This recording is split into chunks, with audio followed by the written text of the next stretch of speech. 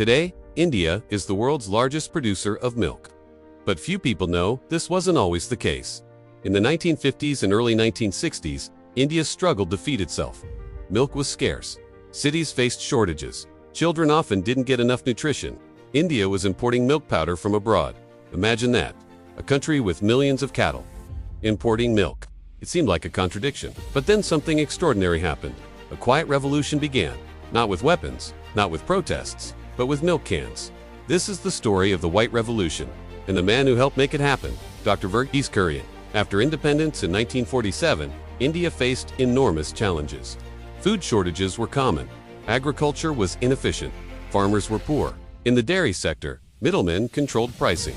Small farmers, especially in villages, were paid very little. Milk often spoiled before reaching cities.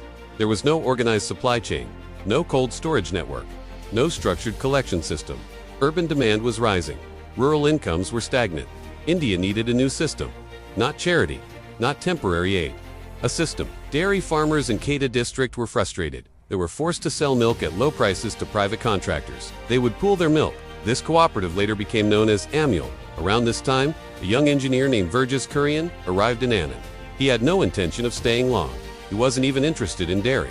But fate had other plans. He helped modernize production, improve processing technology, create supply networks, brand products, and most importantly, empower farmers.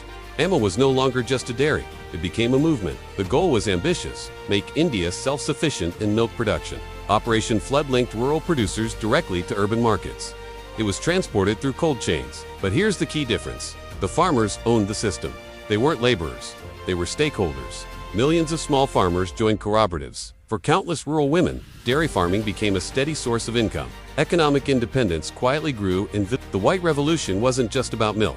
It was about dignity. Farmers received fair prices. Village infrastructure improved. Children had better nutrition. And unlike many government schemes, this one was sustainable. By the 1990s, milk production had more than tripled. It had built a system that worked.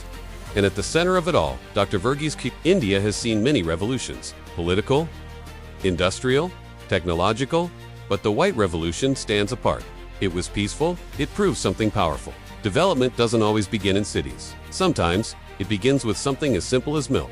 It showed that when systems are designed for fairness, of organization, of vision, of trust, the White Revolution didn't make headlines like wars or political crises. Empowered women. It's proof that transformation doesn't always come from loud movements, built by ordinary people with extraordinary determination.